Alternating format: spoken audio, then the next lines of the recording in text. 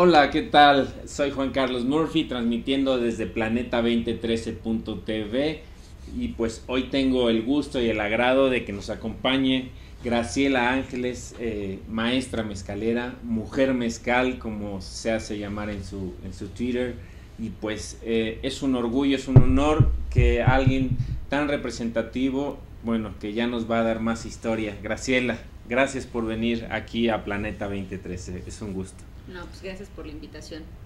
Cuéntanos qué es el mezcal, cuál es tu trayectoria a través de este mundo, de esta bebida tan mágica que los mismos mexicanos a veces no conocemos todo lo que hay detrás.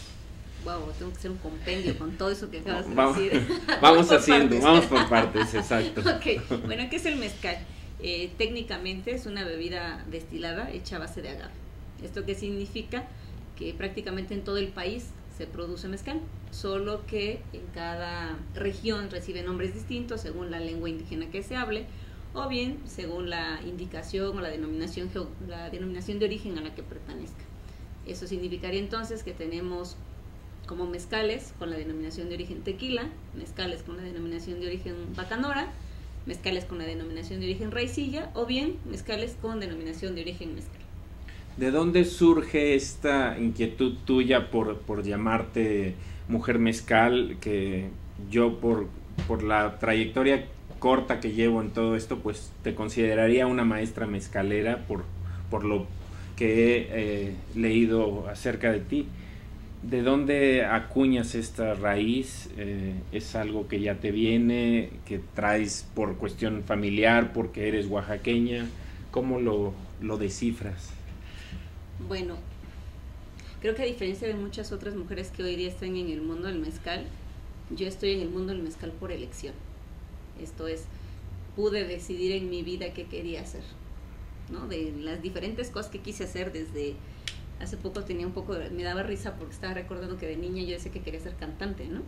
Y bueno, no canto, definitivamente no fue lo mío, pero decimos, ¿no? pues Quiero no ser sé. astronauta, bombero. Sí, claro, Al ¿no? final en la adultez ya se define, ¿no? Una rama Claro. específica. Entonces, bueno, yo de familia vengo de una familia de mezcaleros. Soy, junto con mis hermanos, represento a la cuarta generación dentro de la dinastía. Y curiosamente en mi familia el tema de las mujeres no es nuevo. Mujeres en el mundo del mezcal no es nuevo. Tengo el honor de representar una dinastía también no de maestras mezcaleras, sino de mezcalilleras. Mezcalillera es la mujer que se dedicaba en la época en la que la producción y la venta era ilegal, eran las mujeres que se dedicaban a hacer el comercio, ¿no? Y así como las Adelitas en la Revolución eran tan importantes porque eran las que sostenían a sus hombres y eran como cuando ya no había hombres también eran las que entraban al campo de la batalla, así en el mundo del mezcal las mezcalilleras han fungido este papel. Y en la actualidad pasamos a hacer otra cosa más allá de solo venderlo, ¿no? Hemos ingresado paulatinamente al ámbito laboral, formal e informal, por decisión, por falta de opciones, o simplemente porque es un momento coyuntural en tu familia y te toca ir asumiendo roles, ir asumiendo puestos, y en mi caso, pues ir asumiendo la dirección de un palenque. En Oaxaca a las fábricas de mezcal se les conoce como palenques. No es como los de Texcoco, que es... No es una zona arqueológica, efectivamente no es una zona arqueológica. Musical. No tiene nada que ver con los gallos, sino más bien tiene que ver con un espacio donde se produce mezcal. Y bueno, y supongo que los que ahora nos están viendo tendrán la pregunta que todo el mundo se hace, bueno, ¿y por qué se habla de un palenque cuando ahí se hace mezcal? Yo la referencia más cercana que tengo y a la que yo le creería que tiene mayor validez es aquella que encontré en el Museo de la Cultura Afro, en el municipio de Coajimicuilapa, Guerrero, donde decía que palenque se le llamaba a aquellas congregaciones de los esclavos que al huir de las haciendas iban al monte y formaban pequeñas sociedades. A esos esclavos que salían huyendo se les llamaba cimarrones, y a las pequeñas congregaciones que estos formaban se les consideraba palenque. Entonces el palenque viene a ser una cuestión como de comunidad, como una comuna. Sí, pero una comunidad que es ilegal y que está a salto de mata. ¿A los ojos de quién? Del gobierno, en este caso, para el mezcal, porque estamos hablando de una época, decía yo hace un rato. ¿Qué años aprox? La ley de alcoholes, como se le conoce, entró en vigor a finales de 1800 y para el caso de Oaxaca se derogó hasta 1984. Tenemos escasamente 30 años de legalidad. Entonces, durante ese periodo, nuevamente el tema de las mujeres, por lo menos en el pueblo del que yo soy originaria, Santa Catarina Minas, en el distrito de Ocotlán, las mujeres fueron como el pilar que sostuvo a las familias, porque mientras los hombres estaban en el monte haciendo el mezcal de manera ilegal, las que podían salir a comercializarlo eran las mujeres. Bien.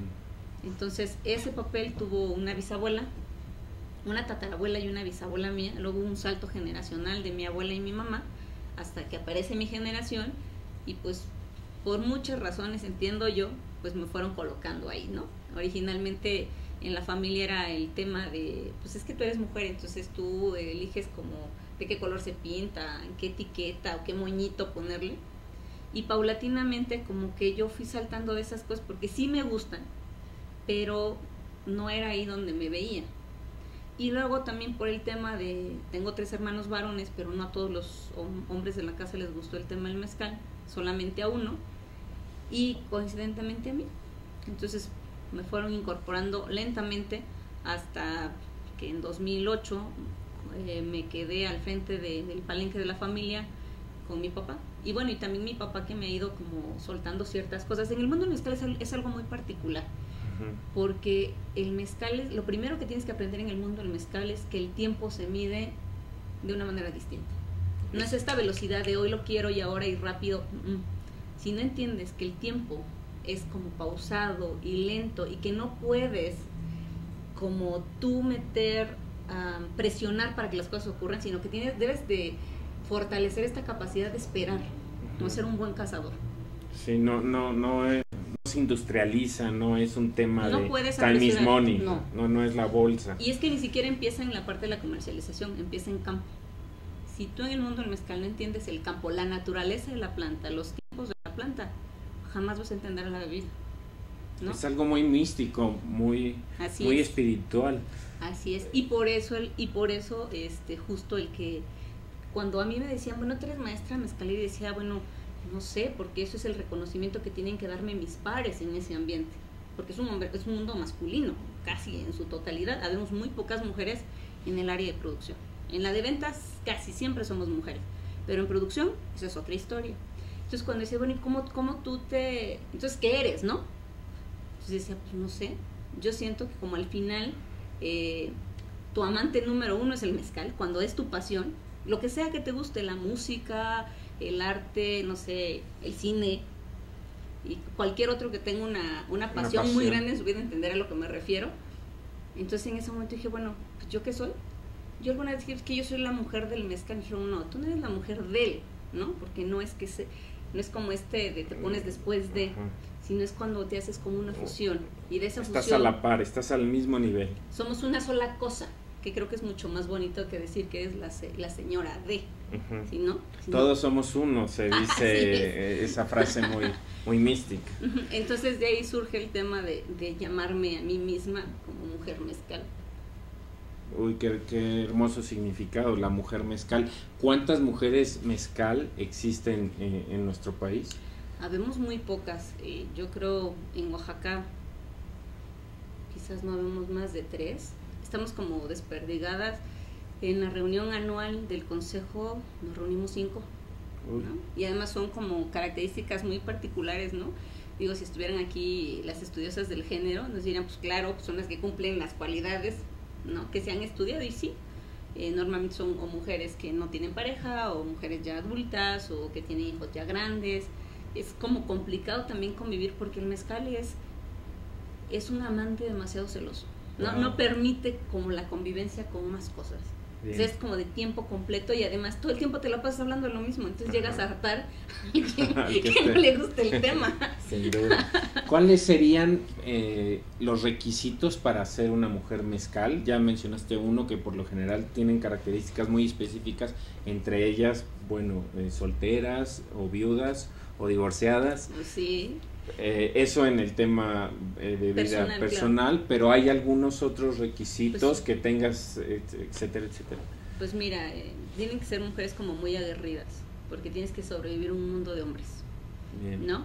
que ya las hay, ¿no? Las hay en mexicanas muy guerreras, ingenieras que se meten a la obra, arquitectas. Claro. Cada vez más se ha ido acortando ese, ¿no? Claro, nada más que ahora es, o sea, es que no es diferente a como ocurre en los otros sectores donde hay mujeres, ¿no? Tienen que ser mujeres muy emprendedoras, muy luchonas. Es como exigirte a ti misma el doble. ¿Por qué? Porque tienes que trabajar más, tienes que estudiar más, tienes que demostrar más, siempre tienes que ir adelante.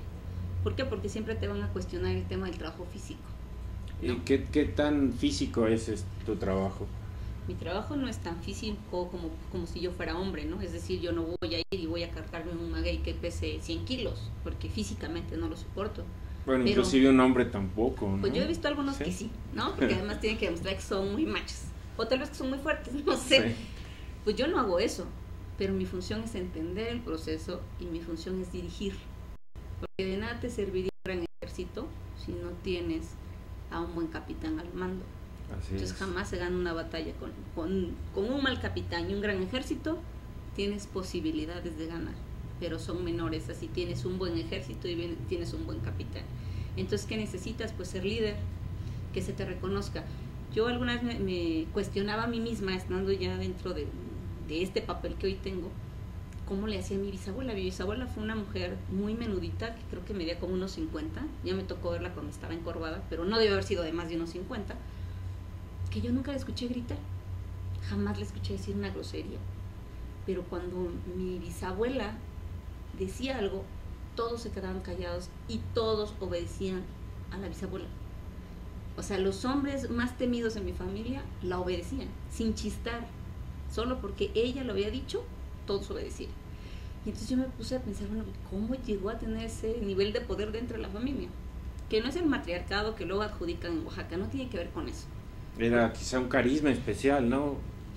Pues sobre todo era el reconocimiento de los otros, de su poderío frente a ellos. Qué bonita familia. Vamos a una pausa, si te parece. Claro, no le cambien, sí, amigos, seguimos aquí en Planeta 2013.tv.